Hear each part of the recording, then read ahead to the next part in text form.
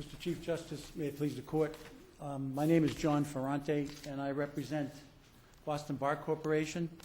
Boston Bar was a defendant in the lower court action, and in response to count 2 of the complaint filed by Mr. Marabello, Boston Bar filed a special motion to dismiss under Chapter 231, Section 59H. The trial court, after a hearing and motion papers, decided that to deny that, and thus we then appealed to the appeals court, and that's how we got here. In that decision issued by the lower court, the trial judge relied on the case of Coburn versus Gasfriend, and basically said that the activities of Boston Bar were akin to the Coburn v. Gasfriend facts. We specifically disagree with that. Specifically, she said that Boston Bar was not petitioning the town of Concord government, the building commissioner, Commissioner Minty, on its own behalf and with respect to its own grievances. I think it's apparent that they were. And I would submit to the court that this case is closer to the Baker versus Parsons case. So that's kind of, I think, the crux of the argument. Let me ask you, in the complaint filed by Marabello, isn't Marabello complaining about the effect of the settlement agreement between the town and Boston Bar on Marabello's ability to comply with the town's enforcement orders or notices of violation? I mean, the problem was that your client was leasing the land at the time that the town became unhappy with the amount of mulch that was, and the location of the mulch. And so your client and the town entered into a settlement agreement. Then your client stopped paying rent under the lease and was in a dispute with Marabello. And then Marabello was basically taken on by the town to finish cleaning up the mess. And Marabello basically claims in response that the problem was that the settlement agreement between your client and the town was not enforced. So if all of that is what, is really also being alleged in the complaint, don't we know then that the question of petitioning wasn't the sole basis for the complaint? Well, I think that's obviously a very good question. What I would say to that is there is a case. It isn't cited in our brief, and I'd like to just mention it now. It's the Plant versus Wiley case. In fact, it's a case where, Madam Justice Lenk, I think you were part of the 3-judge panel in the appeals court.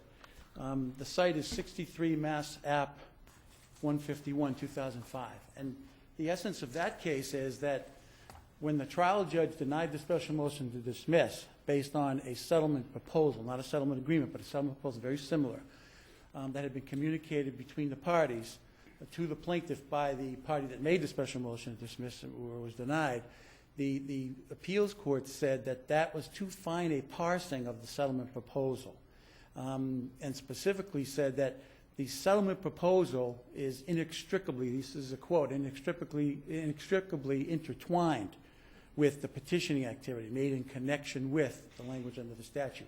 I would submit to you that this case is very, very similar to that case, and I think that's the right analysis. What Boston Bar did, I would also submit that just the settlement agreement itself is petitioning activity. It is a signed communication which has representations in it made by Boston Bar. Well, there was an appeal that was filed, wasn't there?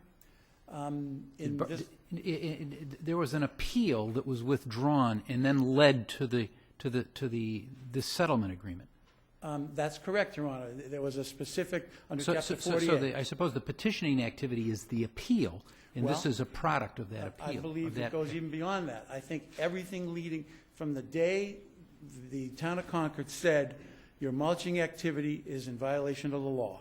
From that point forward, many, many communications, emails, negotiations over the course of months, culminating in a settlement agreement, which itself, and the appeal was in between that time period. Well, what's bizarre about it, though, is that we generally think of anti-SLAPP cases as cases where somebody is actually filing a lawsuit against somebody else because of having complained about them. That's not what happened here. Well, I think that I agree with you, and I think that that may be what troubled the lower court judge. But the way the lower court judge expressed it was to rely on Coburn versus Gasfriend, to say Boston Bark wasn't petitioning because, in a sense, maybe the government was soliciting it, which just sounds like Baker versus Parsons. But in fact, in Marabello's brief, I think it's on page 12, they say the reverse is true, that the town government was soliciting Boston Bark, which I think is just a strange argument. But what I would say to that is that if you look at Coburn versus Gasfriend, it is clear that the way the judge described it was whether Boston Bark was acting on its own behalf with respect to its own grievances. It's absolutely clear that it was. What grievances did it have?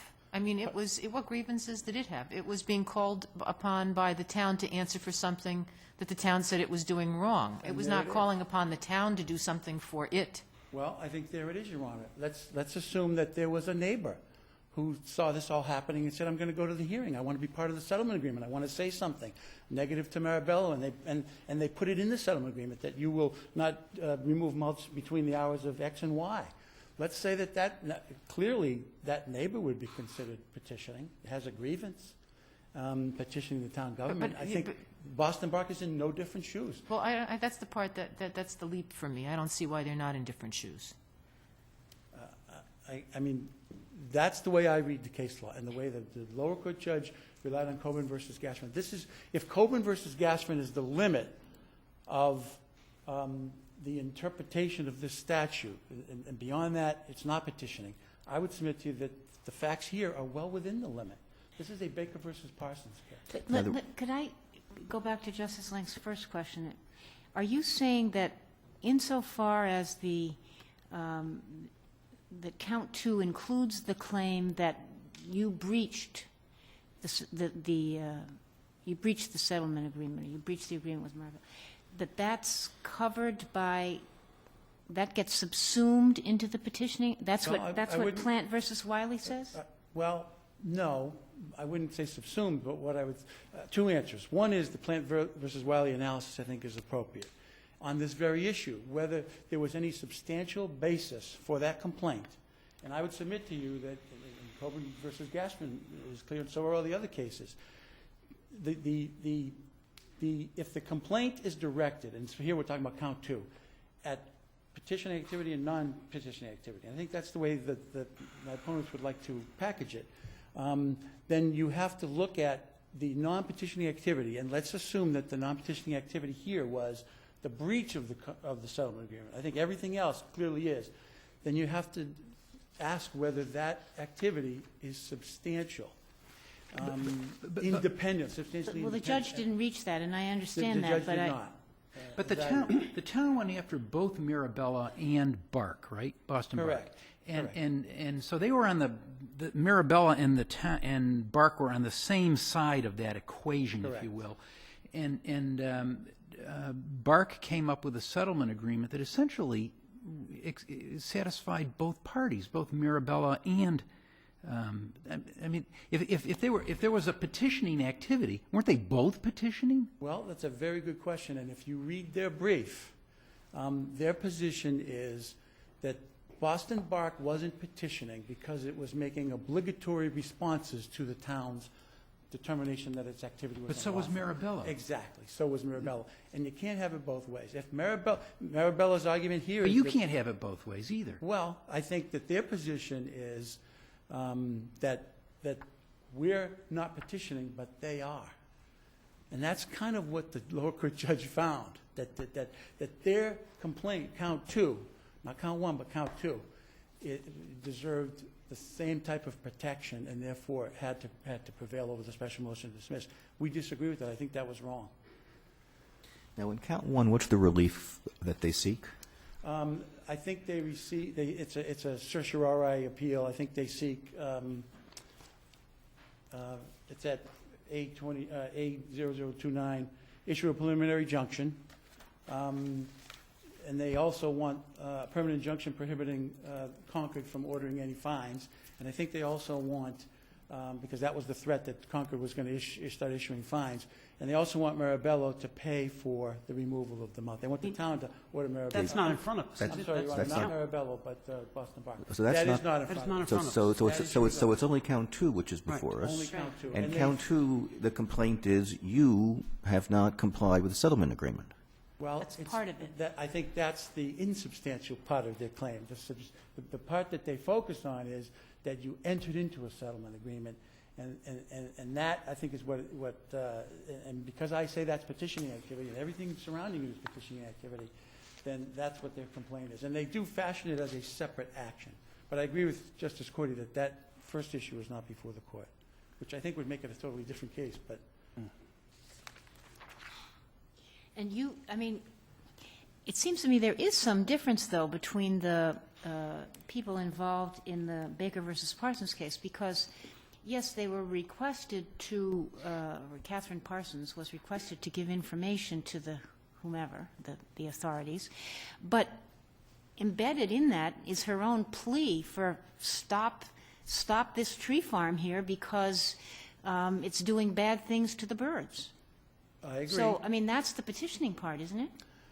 Which you Absolutely. don't have here. That's Well, Boston Bark's plea is, do not hold us accountable and threaten us when... no. Boston Bark enters into the settlement agreement. Well, that's exactly right, and that is an expression.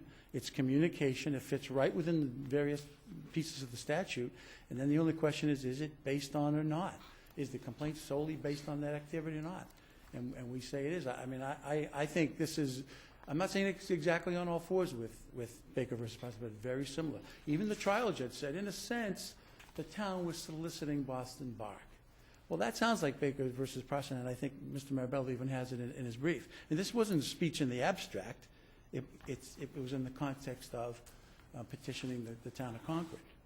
It happens every day in the Commonwealth of Massachusetts. A result that says that that's not petitioning activity from this court, I think, would just flip the statute on its head. Does that mean that we would be having actions like this, special motions to dismiss in every piece of litigation? Well, I mean, I think that cat was out of the bag with the Durcraft decision, and you know, that's for the legislature to decide.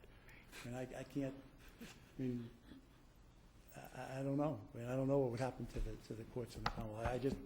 I know that it happens every day of the week, and people petition conscoms and building commissioners all the time. I mean, Marabello, I see that, as Justice Spina said, it's the same activity.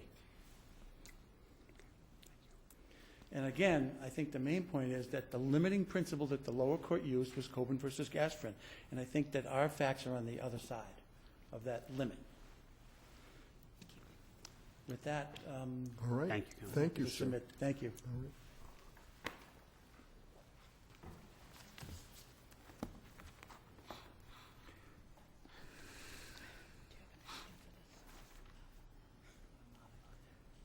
May it please the court, Your Honors. Kate Connolly here on behalf of Marabello and Marabello Farm.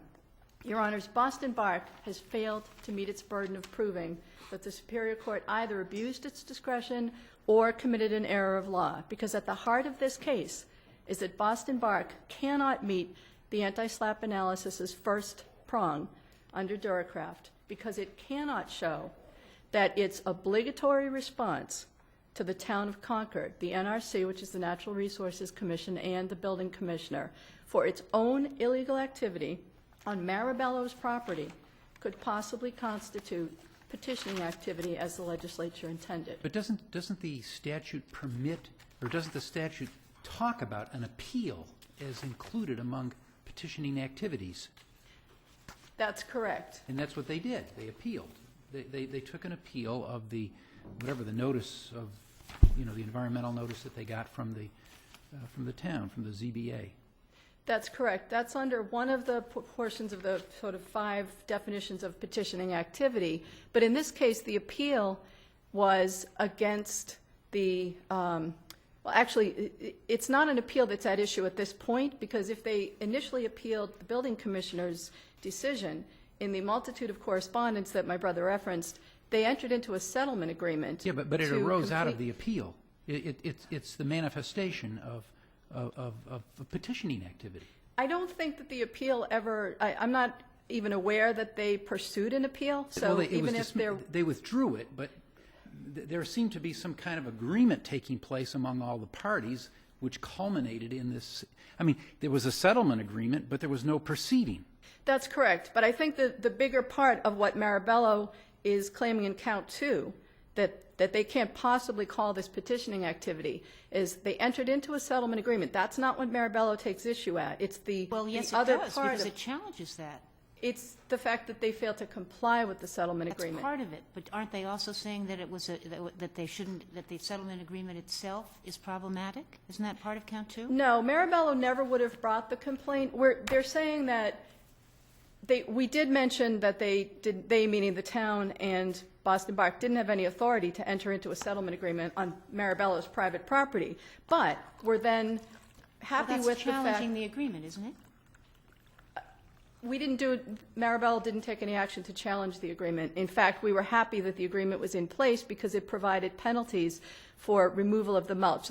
Stepping back for a second, the violation on the property that, as your honors have correctly stated, was brought by the town, both the NRC, the Concord Natural Resources Commission, and the building commissioner against both Boston Bark and Marabello, because Marabello is the owner of the property, and even under the State Wetlands Protection Act, for wetlands violations, you got to cite the owner as well as the operator. This was considered by the town to be a violation of zoning as well as wetlands bylaw and act, and there's a two-prong appeal process there. Marabello was in other litigation with Boston Bark. This portion of, or this order by the town would have helped resolve some of the issues that Marabello had. The litigation was all settled before the December 29th order by the Natural Resources Commission that Marabello clean up this property and complete the restoration. Marabello was stalled from finishing the work because Boston Bark had deposited the mulch, allowed it to compost, and refused to remove it beyond the deadline in the settlement agreement. The town never imposed any sanctions as required under the agreement. And so Marabello, once it received the order from the NRC, took what was its only option, and that is under Chapter 249, Section 4, filed the cert appeal against the NRC because it couldn't comply with the NRC's order. It later did do the work once it got Boston Bark to comply.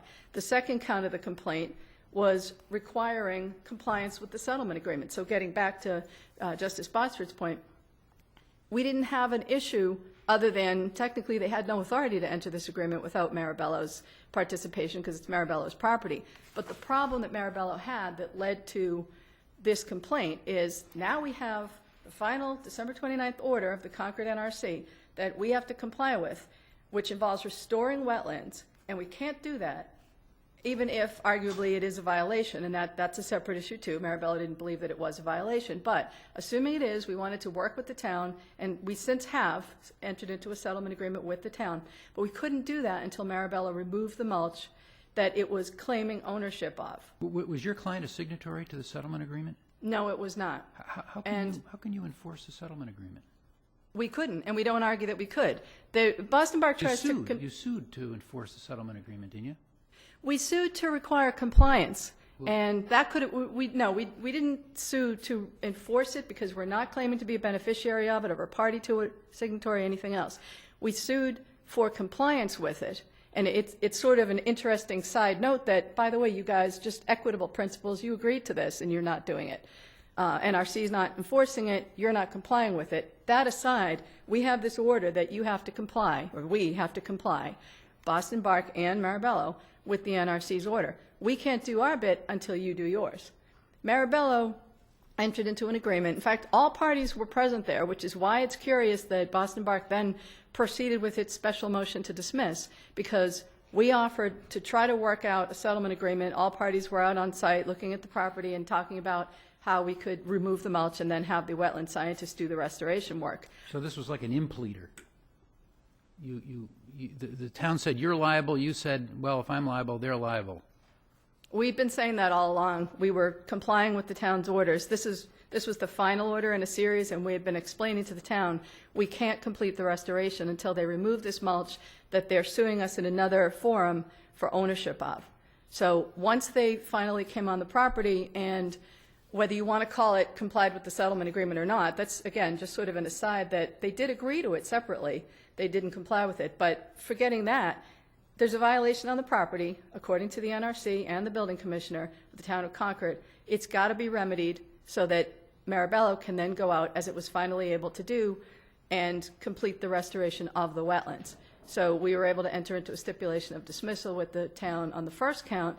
The second count remains. Again, ironically, even though Boston Bark did finally complete the removal work, once we filed this complaint saying, please remove this mulch, we were then able to comply.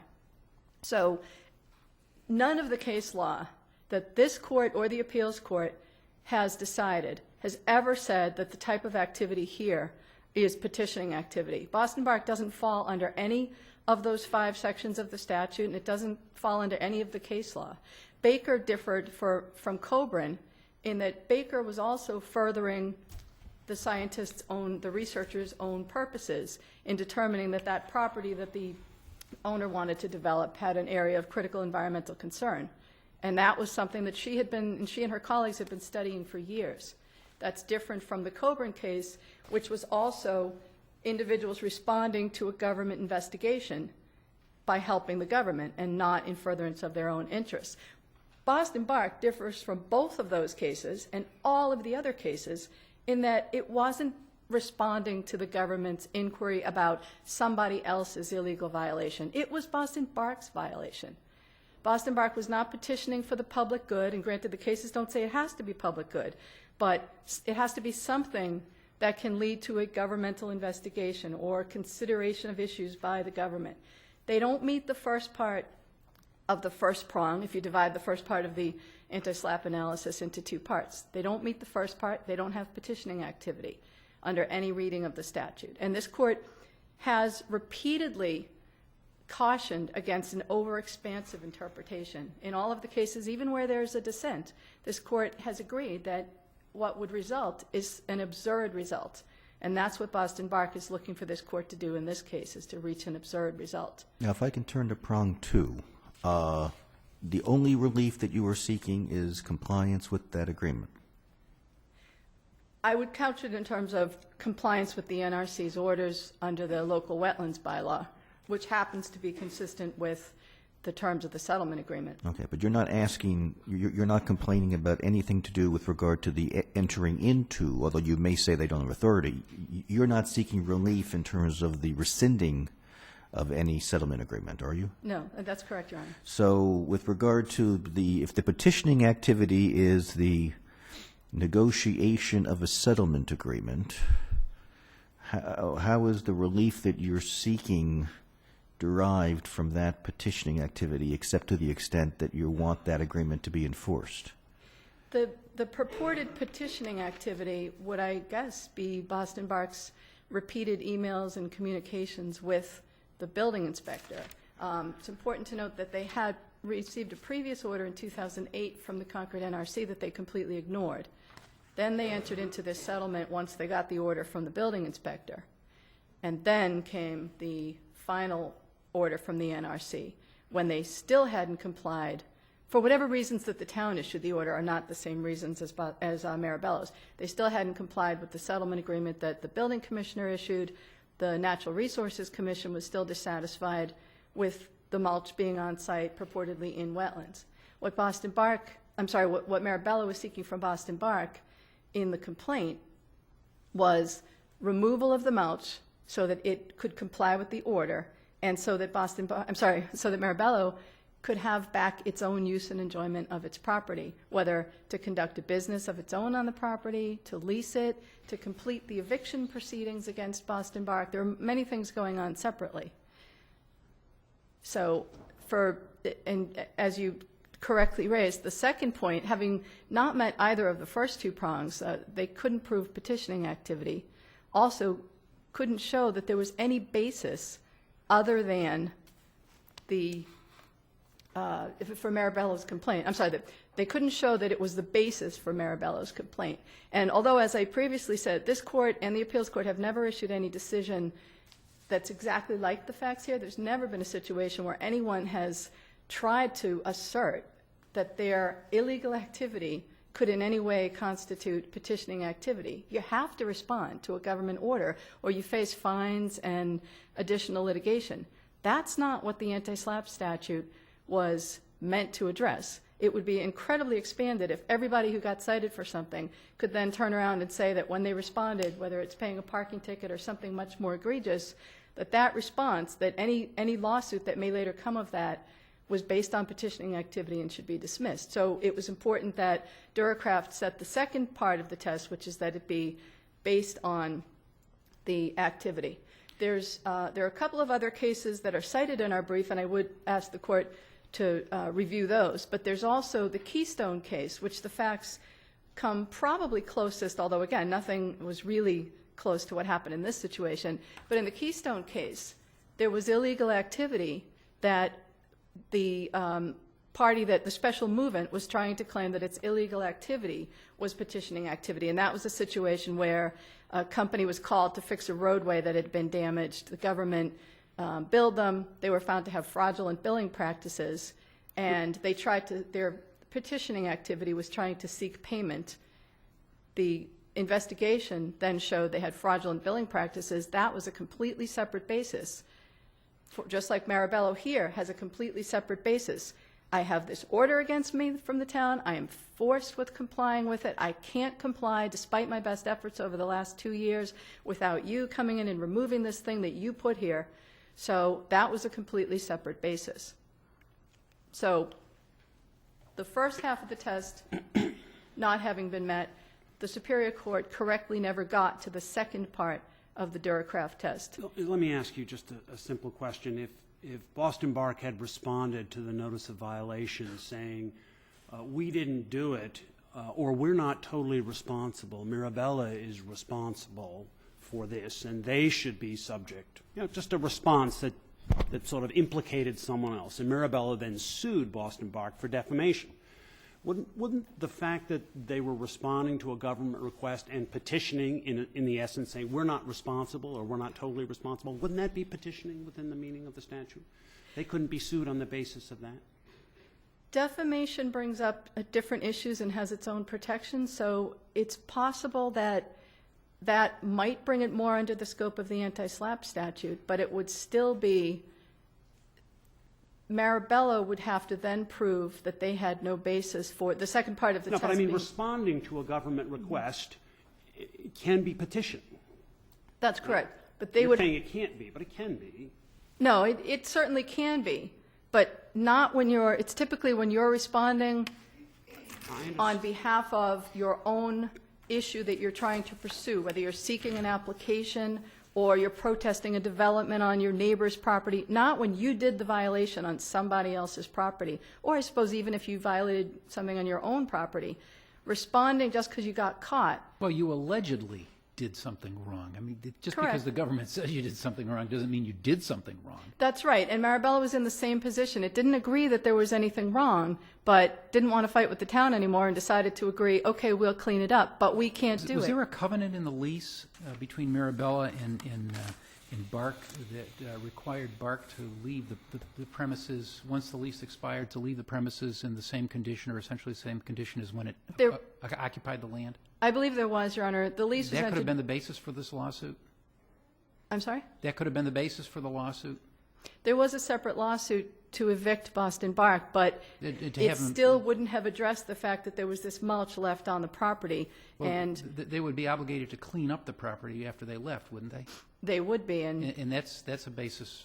If you incurred the cost for that, that would be something that you could sue under the contract of the lease. It certainly could be, but in this case, there were, as I mentioned, there were separate legal proceedings. One of them was eviction. Marabello it's an elderly couple, frail in health. They were tired of debating these issues. I do see my time is up, so I'll try to sum up. They settled all of those other cases, thought they were done, and then got this order from the Concord NRC.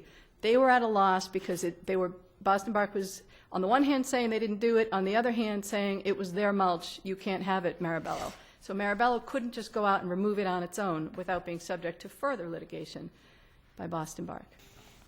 Right, thank you. Thank you, Your Honors.